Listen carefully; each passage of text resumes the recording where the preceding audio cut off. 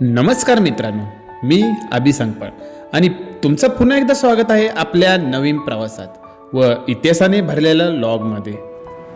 आज आपण राजस्थानमधील शौर्य, त्याग आणि पराक्रमाची साक्ष देणाऱ्या भव्य चित्तोडगडमध्ये प्रवेश करणार आहोत. किल्ल्याच्या विशाल दरवाजामधून आज जाताना प्रत्येक दगड मेवाडच्या गौरवशाली इतिहासाची आठवण करून देतो. या किल्ल्याशी जोडलेला आहे राणी पद्मावती आणि अलाउद्दीन खिलजी यांचा प्रसिद्ध कथा, ज्यामुळे चित्तोडगड भारतीय इतिहासात अजरामर झाला आहे.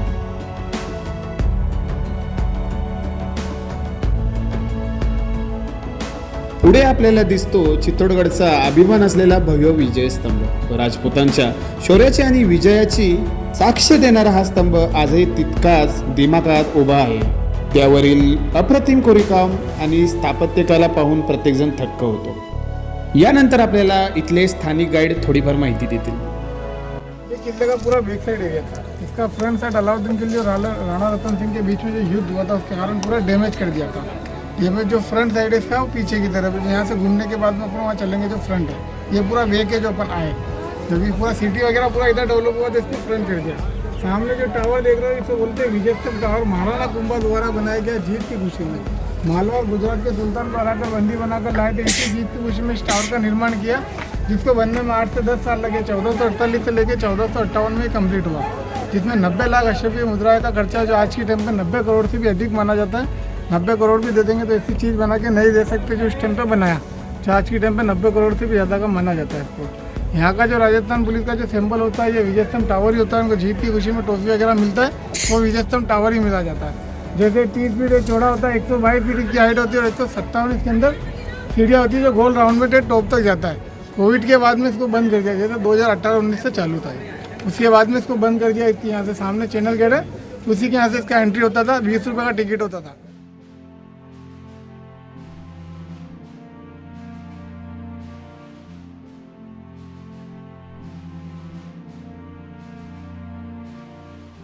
त्यानंतर आपण मंदिर परिसरात पोहोचतो. मंदिराच्या बाहेरील भिंतीवर कोरलेल्या विविध मूर्ती, सुंदर नक्षीकाम आणि दगडांवर केलेली बारीक कलाकुसर पाहून त्या काळातील कलाकारांची कौशल्य प्रचिती येते. प्रत्येक शिल्पामागे एक कथा दडलेली असल्याचा भास होतो. शेकडो वर्षापूर्वीच्या कलाकारांनी प्रत्येक शिल्पातून जणू जीव ओतला आहे. देव, देवता, नर्तिका, योद्धे, प्राणी आणि त्या काळातील सामाजिक जीवन यांचं सुंदर चित्रण या कोरीवकामातून दिसून येतं. दगडावर इतकं सूक्ष्म आणि जिवंत काम पाहिलं की त्या काळातील स्थापत्यकलेतील महानता जाणवते. आजही या मूर्त्या राजस्थानात समृद्ध इतिहासाची आणि भारतीय शिल्पकलेची वैभवाची साक्ष देत उभ्या आहेत. प्रत्येक दगड एक कथा सांगतो, प्रत्येक शिल्प इतिहासाची साक्ष देतं. चित्तोडगडच्या या मंदिरातील कोरीवकाम केवळ कला नाही, तर त्या काळातील संस्कृती, श्रद्धा आणि वैभवाचं जिवंत प्रतिबिंब आहेत.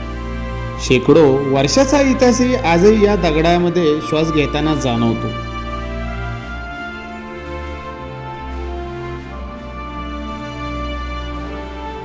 मंदिरामध्ये प्रवेश करून आपण देवाचं दर्शन घेतो आणि त्या पावित्र्य वातावरणाचा अनुभव घेतो. इतिहास आणि भक्ती यांचा सुंदर संगम येथे पाहायला मिळतो. मित्रांनो, पुढे आपण त्या ऐतिहासिक जलाशयाकडे जातो, ज्याबाबत असे सांगितले जाते की राणी पद्मावती येथे पूजा करण्यासाठी आणि स्नान करण्यासाठी येत असत. तलावाभोवतीची शांतता, वातावरण आणि त्यामागील इतिहास हा अनुभव आणखी खास बनवतो.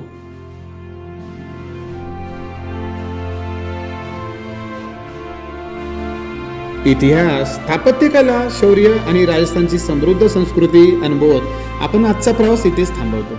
पण हा प्रवास अजून संपलेला नाही. पुढील भागामध्ये आपण उदयपूर आणि आणखी काही ऐतिहासिक ठिकाणची सफर करणार आहोत. त्यामुळे व्हिडिओ आवडला असेल तर लाईक करा, शेअर करा, चॅनलला सबस्क्राईब करा आणि बेल आयकॉनवर नक्की दाबा.